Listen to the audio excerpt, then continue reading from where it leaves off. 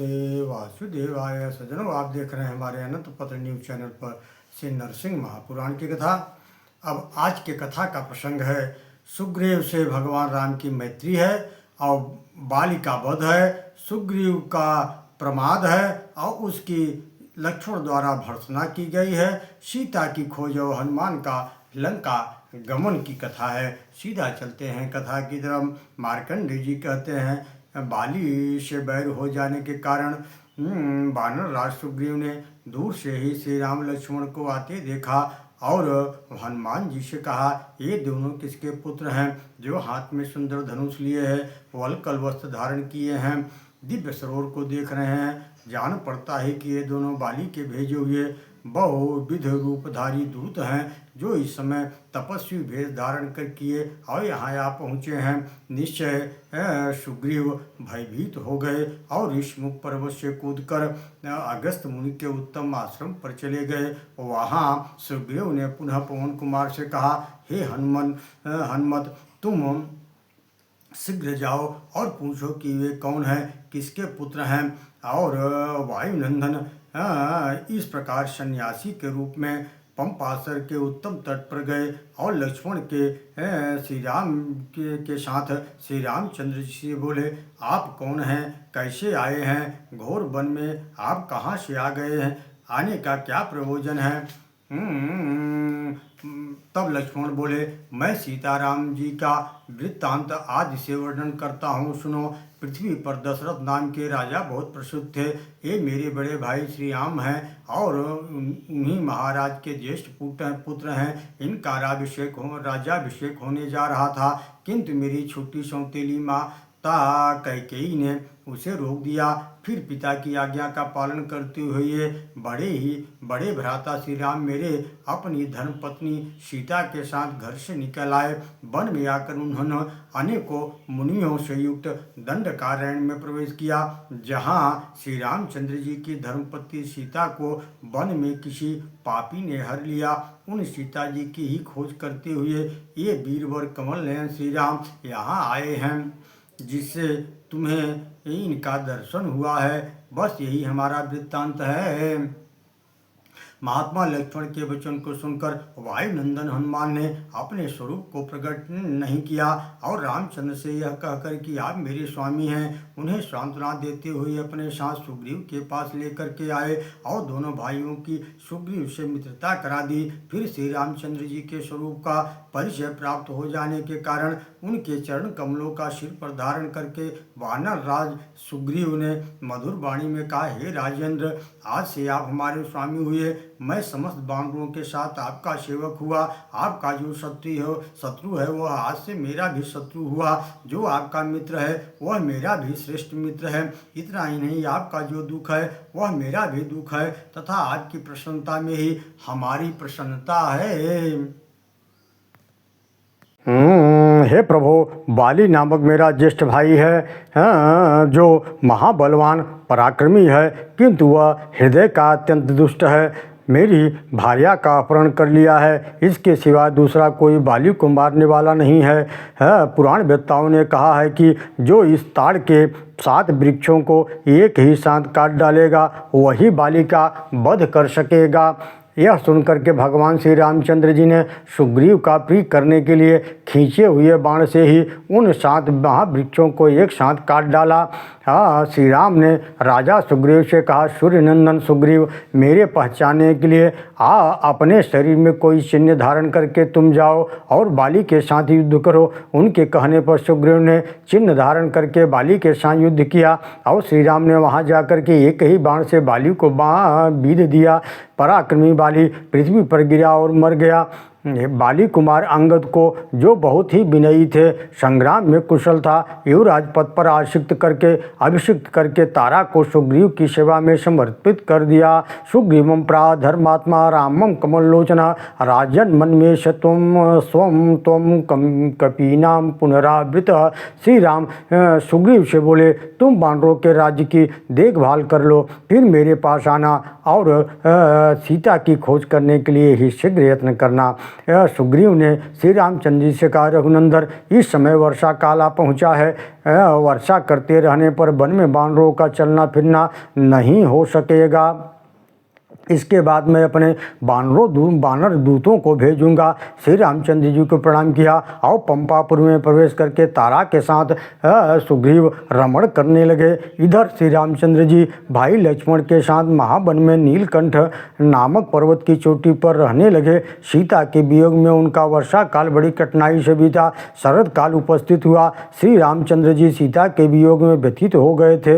लक्ष्मण से इस विषय में उन्होंने वार्तालाप किया कि सुग्रीव ने अपने पूर्व प्रतिज्ञा का उल्लंघन किया है। इसलिए श्री राम ने लक्ष्मण से क्रोधपूर्वक कहा, लक्ष्मण, तुम पंपापुर जाओ और क्या कारण है कि वह दुष्ट बानर अभी तक नहीं आया। यह कहकर गया था कि वर्षा काल बीतने पर मैं बानरों के साथ आपके पास आ जाऊंगा।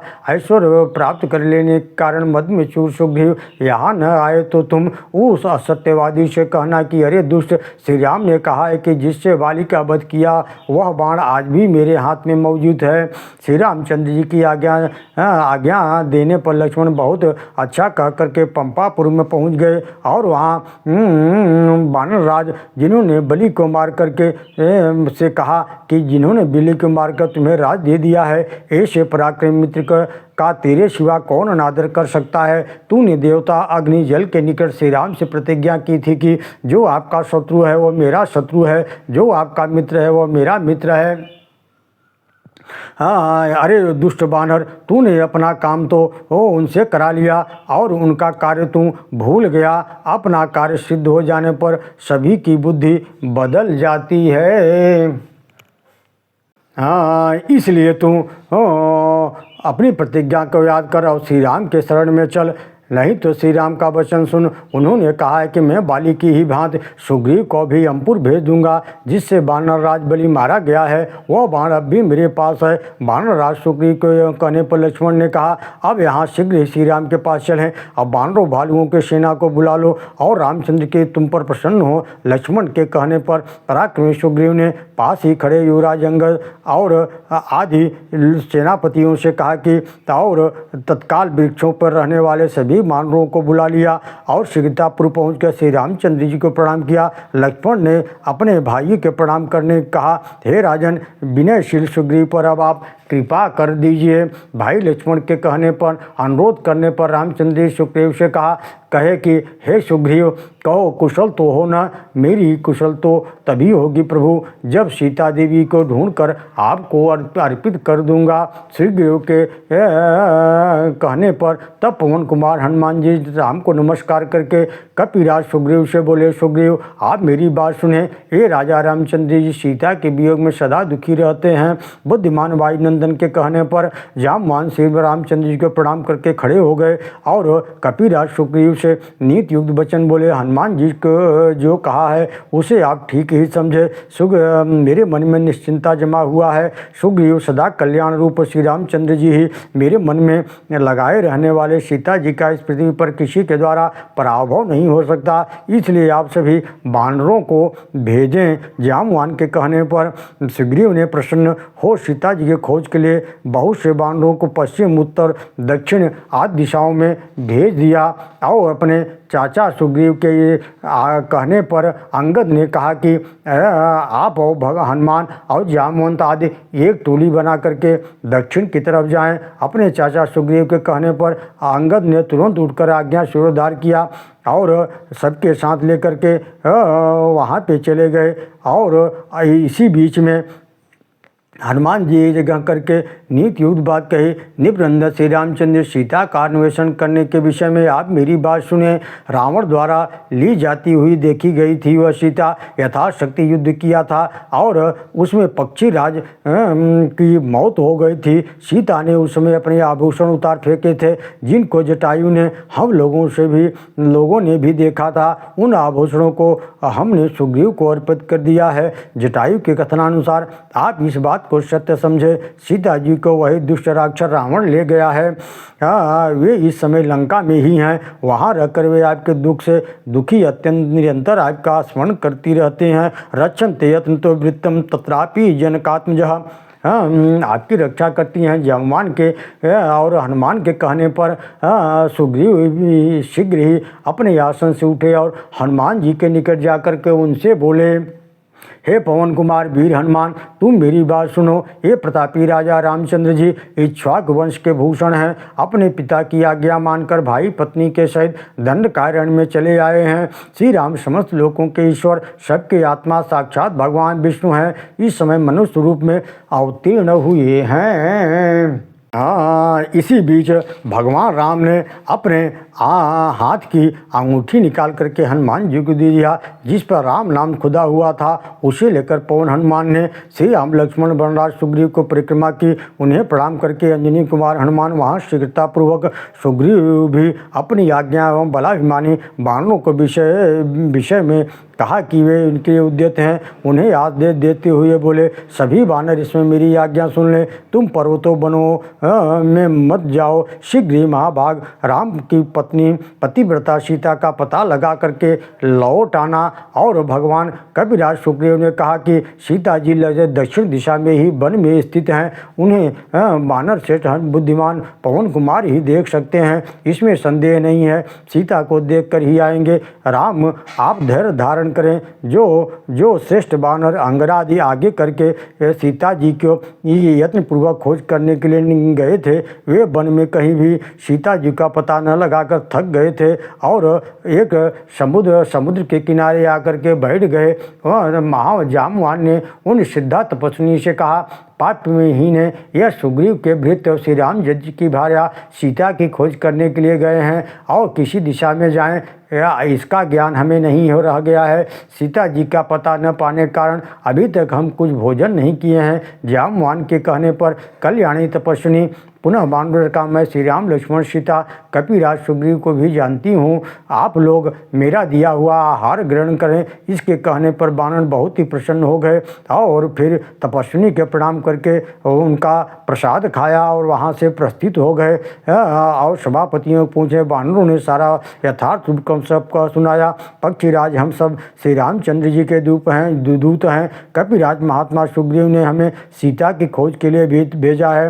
एक सिद्ध कहने पर हम आपका दर्शन के लिए यहाँ आए हैं। सीता जी के स्थान का पता हमें बता दीजिए। वानरों के अनुरोध करने पर संपाति ने अपनी दृष्टि दक्षिण की ओर दौड़ाई और पतिव्रता सीता को देख करके बताया कि सीता लंका में अशोक वन में ठहरी हुई हैं। तब वानरों ने कहा, आपके भ्राता जटायु ने सीता जी की रक्षा के लिए अपना प्राण त्याग कर दिया है। यह सुनकर महावती संपाति ने स्नान करके जटायु को जलांजलि दी और शरीर को त्याग दिया। इसके बाद वानरों ने संपाति के शव का दाह संस्कार किया और उन्हें जलांजलि दी। महन पर्वत पर जाकर के शिखर पर आरूढ़ क्षण भर खड़े रहे, फिर समुद्र की ओर देखकर परस्पर करने लगे, रावण ने ही श्री राम की भार्या सीता का अपहरण किया है। यह बात निश्चित हो गई है। संपाति के वचन से बातें ठीक ज्ञात हो गई है। शोभाशाली वानरों, अब आप सब लोग सोचे विचारे, वानरों में कौन ऐसा वीर है जो इस क्षार समुद्र को पार करके लंका में घुस जाएगा। वानरों की बात सुनकर जाम्बवान ने कहा, समुद्र को पार करने में सभी वानर समर्थ हैं, परंतु यह कार्य अत्यंत अन्यतम वानर से ही सिद्ध होगा। मेरे विचार में तो यह है कि हनुमान जी ही इसमें समर्थ हैं। यह सुनकर वानरों ने जाम्बवान से कहा, अच्छा ऐसा ही हो। तत्पश्चात वानर कार्य साधन में कुशल बुद्धिमान पवन नंदन हनुमान जी से प्रार्थना करने लगे, आप श्री रामचंद्र जी के प्रिय सेवक हैं और रावण को भय देने की लंका में जाएं और वानर वृंद की रक्षा करें। सबके कहने पर हनुमान जी तथास्तु कहकर उनकी आज्ञा स्वीकार कर ली और श्री रामचंद्र जी की आज्ञा थी कि फिर अपने स्वामी सुग्रीव ने भी आदेश दिया था। इसके बाद महन पर्वत पर उन वानरों ने भी उन्हें प्रेरित किया। अतः अंजनी कुमार हनुमान जी ने समुद्र लाकर निशाचरपुरी लंका में जाने का निश्चय कर लिया। ओम नमो भगवते वासुदेवाय।